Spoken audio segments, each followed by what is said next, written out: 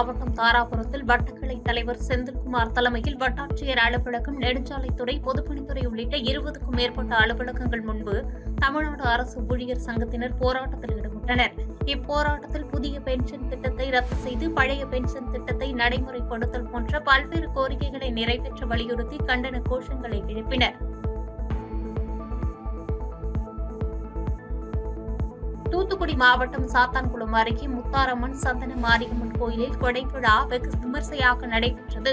இக்கொடை விழாவில் நடைபெற்ற முளைப்பாரி இடங்களில் பெண்களும் முதியவர்களும் கும்மி அடித்து பாடி மகிழ்ந்தனர். மேலும் இத்திருவிழாவிற்கு ஊர் பொதுமக்கள் உட்பட பலர் கலந்து கொண்டனர். மயிலாடுதுறை அருகே மன்னப்பந்தல் ஊராட்சியில் மத்திய அரசின் தூய்மை இந்தியா திட்டத்தின் கீழ் தூய்மையை சேவை முகாம் ஊராட்சித் தலைவர் பிரியா பெரியசாமி தலைமையில் நடைபெற்றது. இதில் மாவட்ட ஊரக வளர்ச்சித்துறை உதவி இயக்குநர் உட்பட ஏராளமானோர் கலந்து கொண்டு 50க்கும் மேற்பட்ட மரக்கன்றுகளை நட்டு வைத்தனர். திருப்பூர் மாவட்டம் காங்கேயம் அருகே மோகன்குமார் என்பவர் 70 செம்மறி ஆடுகளை வளர்த்து வரும் நிலையில் அவருடைய ஆடுகளை வெறிநாய்கள் கடித்ததால் 27 ஆடுகள் இறந்ததும் 10 ஆடுகள் படுகாயமடைந்து உயிருக்கு போராடி வருகிறது. இந்த நிலையில் 4 லட்சம் ரூபாய் இழப்பீடு வழங்கக் கோரி 300க்கும் மேற்பட்ட விவசாயிகள் காங்கேயம் பேருந்து நிலையம் எதிரே இறந்த ஆடுகளுடன் காத்திருப்பு போராட்டத்தில் ஈடுபட்டது பரபரப்பை ஏற்படுத்தியது. புதுக்கோட்டை மாவட்டம் கரம்பக்குடி அருகே ஆதிதிராவிடர் சமூகத்தினர் பட்டா வழங்க வலியுறுத்திய நிலையில் 2023ஆம் வருடம் பட்டா வழங்கலாம் என்று மாவட்ட நிர்வாகம் அறிவித்தது. இந்நிலையில் அரசு அதிகாரிகள் பட்டா வழங்காமல் தாமதப்படுத்தி வருவதால் ஆதிதிராவிடர் நலத்துறை மற்றும் பழங்குடியினர் நல அலுவலகம் முன்பு விடுதலை சிறுத்தைகள் கட்சி செயலாளர் இளமதி அசோகன் தலைமையில் ஆதிதிராவிடர் சமூகத்தினர் காத்திருப்பு போராட்டத்தில் ஈடுபட்ட நிலையில் நாளை காலை 10 மணிக்கு அலுவலகத்திற்கு வந்து பட்டா பெற்றுக் கொள்ளவும் என்று அலுவலர்கள் கூறியதால் அனைவரும் அங்கிருந்து கலைந்து சென்றனர்.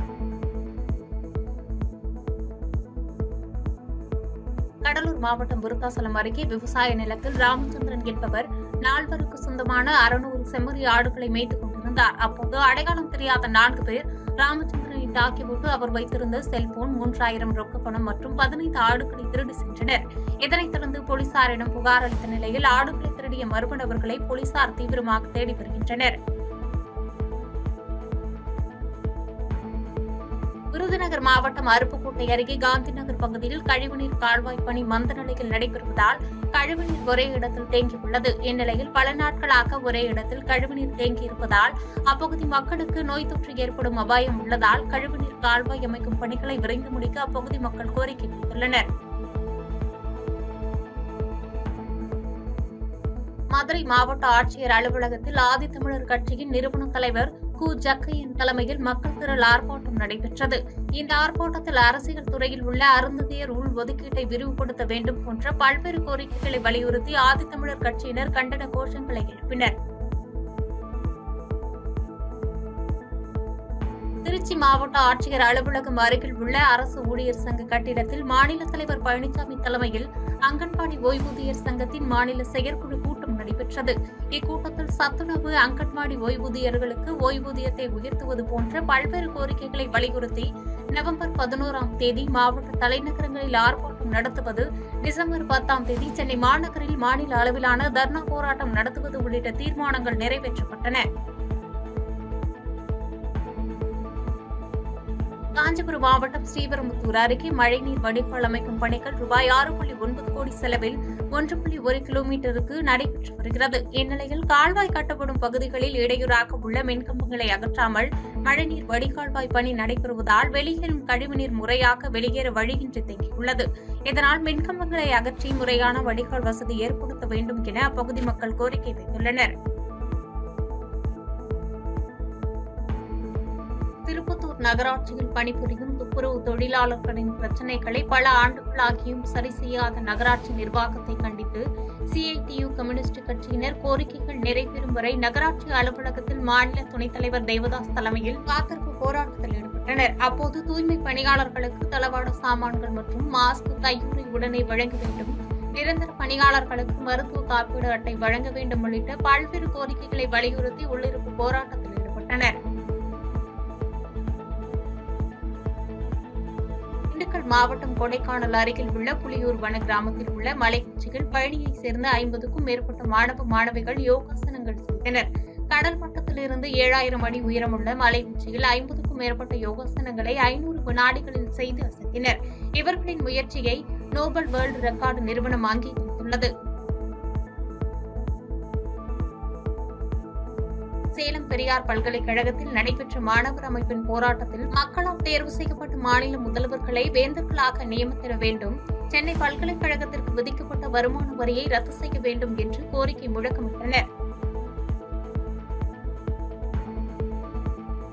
தூத்துக்குடி மாவட்டம் சாத்தான்குளம் அருகே உள்ள சுப்புராயபுரம் தடுப்பணை பாலம் 9 மாதங்களுக்கு பிறகு சாலை சீரமைக்கும் பணிகள் நடைபெற்று வருகிறது. சுமார் 196 அடி நீளத்தில் சுமார் 40 லட்சம் ரூபாய் மதிப்பீட்டில் தற்போது சாலை சீரமைப்பு பணிகளை நெடுஞ்சாலைத்துறையினர் மேற்கொண்டு வருகின்றனர். முக்கியத்துவம் வாய்ந்த சாலையில் மழைக்காலங்களில் தண்ணீர் வரத்து உள்ள நிலையில் சாலையை தரமானதாக அமைக்க வேண்டும் என பொதுமக்கள் கோரிக்கை வைத்துள்ளனர். திருவள்ளூர் மாவட்டம் பெரியபாளையம் அருகே அழிஞ்சிப்பாக்கம் ஊராட்சியில் SRM மருத்துவமனை, மருத்துவக் கல்லூரி, ஐமேட்டிக் ஆப்டிக் மற்றும் ECI அற்புதநாதர் தேவாலயம் இணைந்து நடத்தும் இலவச கண் மற்றும் பல் பரிசோதனை முகாம் ஊராட்சியில் உள்ள ECI அற்புதநாதர் தேவாலயத்தில் நடைபெற்றது. ஊராட்சி மன்ற தலைவர் K. சுதாகர் தலைமையில் நடைபெற்ற இந்த முகாமில் 9க்கும் மேற்பட்ட மருத்துவர்கள் மற்றும் செவிலியர்கள் கலந்து கொண்டு 150க்கும் மேற்பட்ட கிராம மக்களுக்கு பல் சுத்தம் செய்தல் மற்றும் கண் சம்பந்தமான பல்வேறு பரிசோதனைகளை செய்து மூக்கு கண்ணாடி மற்றும் கண் சொட்டு மருந்துகளை இலவசமாக வழங்கினர். பாதகம் செய்பவரை கண்டால் நாம் பயங்கொள்ளலாகாது பாப்பா, மோதி மிதித்து விடு பாப்பா, அவர் முகத்தில் உமிழ்ந்து விடு பாப்பா. அண்மை செய்திகளை உடனுக்குடன் தெரிந்து கொள்ள இணைந்திருங்கள் இயம்நாடு தொலைக்காட்சியுடன்.